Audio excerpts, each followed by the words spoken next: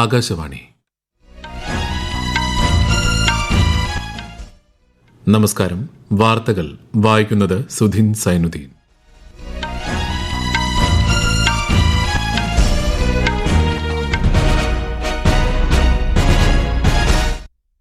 പ്രധാന വാർത്തകൾ. ഇന്ത്യയും യുഎസും തമ്മിലുള്ള ആഗോള നയതന്ത്ര പങ്കാളിത്തം സുശക്തമെന്ന പ്രധാനമന്ത്രി നരേന്ദ്രമോദി.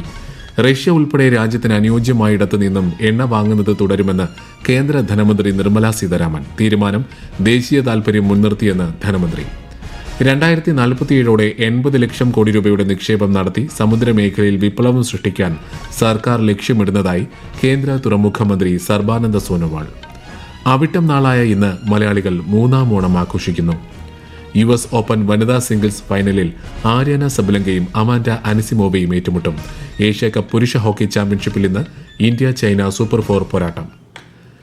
വാർത്തകൾ വിശദമായി. ഇന്ത്യയും യുഎസും തമ്മിലുള്ള ആഗോള നയതന്ത്ര പങ്കാളിത്തം സുശക്തമെന്ന് പ്രധാനമന്ത്രി Narendra Modi. India US ബന്ധത്തെക്കുറിച്ചുള്ള president Donald ട്രംപിന്റെ പ്രസ്താവനയെ അഭിനന്ദിക്കുന്നുവെന്ന് അദ്ദേഹം സമൂഹമാധ്യമത്തിൽ കുറിച്ചു. നരേന്ദ്രമോദി മികച്ച നേതാവാണെന്ന് ചൂണ്ടിക്കാട്ടിയ ട്രംപ് ഇന്ത്യയ്ക്കും യുഎസിനുമിടയിൽ ഒരു സവിശേഷ ബന്ധമുണ്ടെന്ന് കഴിഞ്ഞ ദിവസം വാഷിംഗ്ടണിൽ പ്രസ്താവന നടത്തിയിരുന്നു. ഇരു രാജ്യങ്ങളും തമ്മിലുള്ള പരസ്പര ബന്ധത്തിൽ ആശങ്ക വേണ്ടെന്നും ട്രംപ് ചൂണ്ടിക്കാട്ടി. റഷ്യ ഉൾപ്പെടെ രാജ്യത്തിന് അനുയോജ്യമായിടത്തു നിന്നും എണ്ണ വാങ്ങുന്നത് തുടരുമെന്ന് കേന്ദ്ര ധനമന്ത്രി നിർമ്മല സീതാരാമൻ. ദേശീയ താൽപര്യം മാത്രം കണക്കിലെടുത്തായിരിക്കും തീരുമാനങ്ങൾ കൈക്കൊള്ളുന്നതെന്നും ധനമന്ത്രി പറഞ്ഞു. നിരക്കുകളുടെയും ചരക്ക് ഗതാഗതത്തിന്റെയും കാര്യത്തിൽ നമ്മുടെ ആവശ്യങ്ങൾക്ക് അനുയോജ്യമായത് അടിസ്ഥാനമാക്കി തീരുമാനമെടുക്കുമെന്നും അവർ വ്യക്തമാക്കി. ഇന്ത്യയുടെ ഇറക്കുമതി ബില്ലിൽ ക്രൂഡ് ഓയിലിന്റെ സംഭാവന ഉയർന്നതാണെന്ന് ഒരു മാധ്യമത്തിന് നൽകിയ അഭിമുഖത്തിൽ അവർ പറഞ്ഞു. Whether it is Russian oil or anything else, it's our decision to buy from the place which suits our needs, whether in terms of rates, logistics, anything. So where we buy our oil from, especially being a big ticket foreign exchange related item, where we pay so much out of our highest in terms of import, we will have to take a call which suits us best. So we will undoubtedly be buying. US ചുമത്തിയ ഉയർന്ന തീരുവ മൂലം പ്രതിസന്ധിയിലായ കയറ്റുമതി സ്ഥാപനങ്ങളെ സംരക്ഷിക്കാൻ പ്രത്യേക സമാശ്വാസ package കൊണ്ടുവരുമെന്ന് ധനമന്ത്രി നിർമ്മല സീതാരാമൻ. ഓഗസ്റ്റ് 27 മുതൽ US ഏർപ്പെടുത്തിയ 50% താരിഫുകൾ ബാധിച്ച വ്യവസായങ്ങൾക്ക് വേണ്ടിയാണ് പാക്കേജെന്നും ധനമന്ത്രി വ്യക്തമാക്കി. പുതിയ GST പരിഷ്കാരങ്ങൾ ഉപഭോഗം മെച്ചപ്പെടുത്തുമെന്നും മൂലധന ചെലവിനെ ബാധിക്കില്ലെന്നും ശ്രീമതി നിർമ്മല സീതാരാമൻ അറിയിച്ചു. GST പരിഷ്കാരങ്ങളെ ധീരവും സമഗ്രവുമെന്ന് വിശേഷിപ്പിച്ച് പരോക്ഷ നികുതി ബോർഡ് ചെയർപേഴ്സൺ സഞ്ജയ് കുമാർ അഗർവാൾ അവശ്യ വസ്തുക്കളുടെ GST നിരക്ക് 5% നിരക്കിൽ നിലനിർത്തിയിട്ടുണ്ടെന്നും സാധാരണക്കാരുടെ താൽപര്യമാണ് സർക്കാരിന്റെ പ്രഥമ പരിഗണനയെന്നും അദ്ദേഹം വ്യക്തമാക്കി. പുതിയ GST പരിഷ്കാരത്തിൽ ജനങ്ങളുടെ സാമ്പത്തിക ഭാരം ലഘൂകരിക്കുന്നതിനുള്ള ഇടപെടലുകളാണ് കേന്ദ്ര സർക്കാർ നടത്തിയിട്ടുള്ളത്. നിത്യോപയോഗ സാധനങ്ങളുടെ നികുതി കുറയുന്നതിന് പുറമെ ഉപഭോക്താക്കൾക്ക് പ്രാപ്യമാകുന്ന രീതിയിൽ ഓട്ടോമൊബൈൽ മേഖലയുടെ നികുതിയും പരിഷ്കരിച്ചിട്ടുണ്ട്. വിശദാംശങ്ങളിലേക്ക്.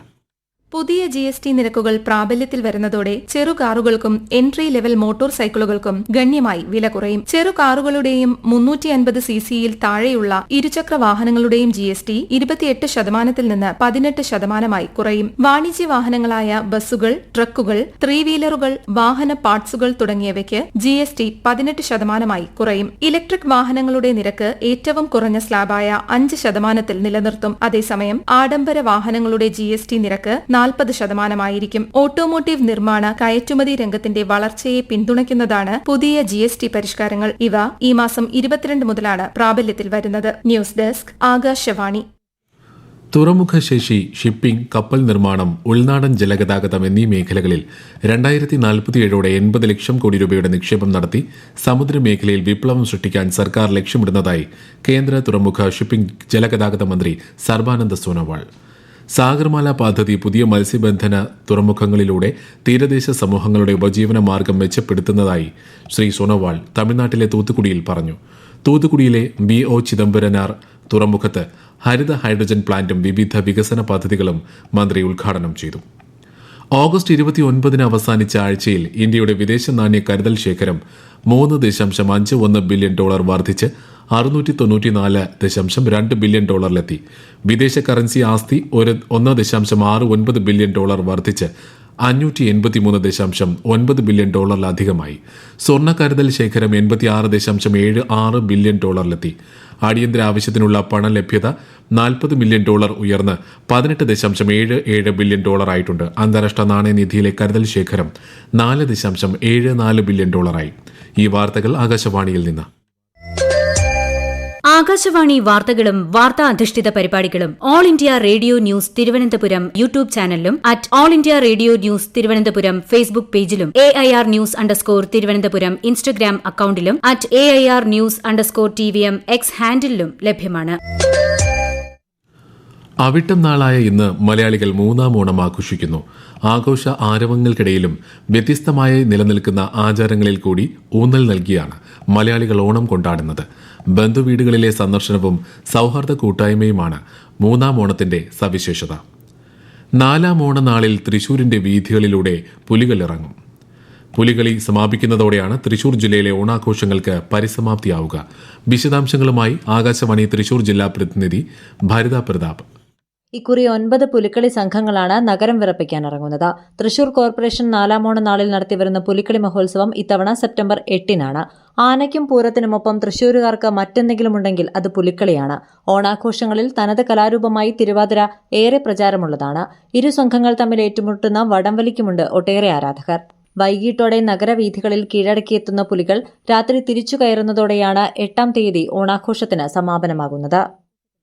ശ്രീനാരായണ ഗുരുവിന്റെ 171ാമത് ജയന്തി ആഘോഷങ്ങൾ നാളെ നടക്കും. വർക്കല ശിവഗിരിയിൽ രാവിലെ 10-ന് ജയന്തി സമ്മേളനം ഗവർണർ രാജേന്ദ്ര വിശ്വനാഥ് ആർലേക്കർ ഉദ്ഘാടനം ചെയ്യും. തിരുവനന്തപുരം ചെമ്പഴന്തി ഗുരുകുലത്തിൽ ജയന്തി സമ്മേളനം വൈകിട്ട് 6:30-ന് മുഖ്യമന്ത്രി പിണറായി വിജയൻ ഉദ്ഘാടനം ചെയ്യും. US ഓപ്പൺ വനിതാ സിംഗിൾസ് ഫൈനലിൽ ബെലറൂസ് താരം ആര്യാന സബലങ്കയും യുഎസിന്റെ അമാൻഡ അനിസിമോവയും തമ്മിൽ ഏറ്റുമുട്ടും. ഇന്ന് അർദ്ധരാത്രിയാണ് മത്സരം. പുരുഷ സിംഗിൾസിൽ സ്പെയിനിന്റെ കാർലോസ് അൽക്കാരസ് ഫൈനലിലെത്തി. സെമിയിൽ സെർബിയയുടെ നൊവാക് ജോക്കോവിച്ചിനെ പരാജയപ്പെടുത്തിയാണ് അൽക്കാരസിന്റെ ഫൈനൽ പ്രവേശം. ഫൈനലിൽ ഇറ്റലിയുടെ ജാനിക് സിന്നറാണ് അൽക്കാരസിന്റെ എതിരാളി. ബീഹാറിൽ നടക്കുന്ന ഏഷ്യ കപ്പ് പുരുഷ ഹോക്കി ചാമ്പ്യൻഷിപ്പിൽ ഇന്ന് നടക്കുന്ന സൂപ്പർ 4 മത്സരത്തിൽ ഇന്ത്യ ചൈനയെ നേരിടും. വൈകുന്നേരം 7:30-ന് രാജ്ഗീർ അന്താരാഷ്ട്ര സ്റ്റേഡിയത്തിലാണ് മത്സരം. മറ്റൊരു സൂപ്പർ 4 മത്സരത്തിൽ ദക്ഷിണ കൊറിയ ഇന്ന് മലേഷ്യയെ നേരിടും. പഞ്ചാബിൽ കനത്ത മഴയെ തുടർന്നുണ്ടായ വെള്ളപ്പൊക്കത്തിന് നേരിയ ശമനം. കഴിഞ്ഞ 24 മണിക്കൂറിനിടെ ദുരിതബാധിതരുടെ എണ്ണത്തിൽ വർധനവുണ്ടായിട്ടില്ല. നദികളിലെ ജലനിരപ്പും താഴ്ന്നിട്ടുണ്ട്. അതേസമയം മഴ കുറഞ്ഞെങ്കിലും വിവിധയിടങ്ങളിലെ കൃഷിയിടങ്ങൾ ഇപ്പോഴും വെള്ളത്തിനടിയിലാണ്. 22 ജില്ലകളിലായി 1948 ഗ്രാമങ്ങളെയാണ് വെള്ളപ്പൊക്കം ബാധിച്ചിട്ടുള്ളത്. മഴക്കെടുതികളെ തുടർന്ന് ഗുരുദാസ്പൂർ, ഫിറോസ്പൂർ, ഫാസിൽക്ക, അമൃത്സർ തുടങ്ങിയ ജില്ലകളിൽ നിന്നായി 22,000-ഓളം പേരെ മാറ്റിപ്പാർപ്പിച്ചു. പ്രധാനമന്ത്രി നരേന്ദ്രമോദി വെള്ളപ്പൊക്ക ബാധിത സംസ്ഥാനങ്ങൾ സന്ദർശിക്കും. തുടർച്ചയായ മഴ ജമ്മു കാശ്മീർ, പഞ്ചാബ്, ഹിമാചൽ പ്രദേശ് ഉൾപ്പെടെ ഉത്തരേന്ത്യയിലെ നിരവധി പ്രദേശങ്ങളിൽ നാശം വിതച്ചിരുന്നു. മഴയും മണ്ണിടിച്ചിലും മൂലമുണ്ടായ നാശനഷ്ടങ്ങൾ വിലയിരുത്തുന്നതിനായി മന്ത്രിതല കേന്ദ്ര സംഘം ഇന്നലെ ജമ്മു കാശ്മീരിൽ റിസി, ഉധംപൂർ ജില്ലകൾ സന്ദർശിച്ചു.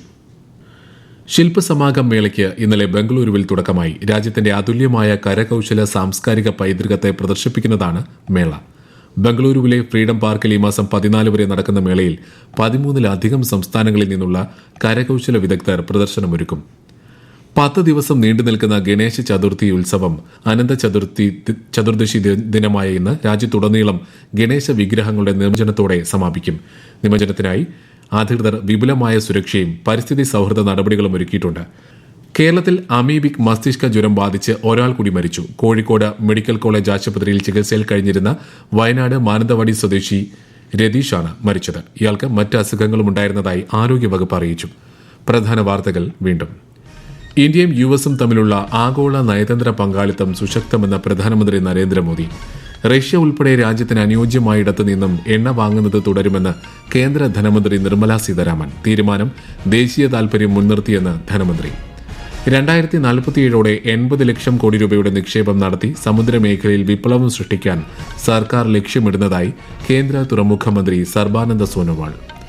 അവിട്ടം നാളായ ഇന്ന് മലയാളികൾ മൂന്നാം ഓണം ആഘോഷിക്കുന്നു.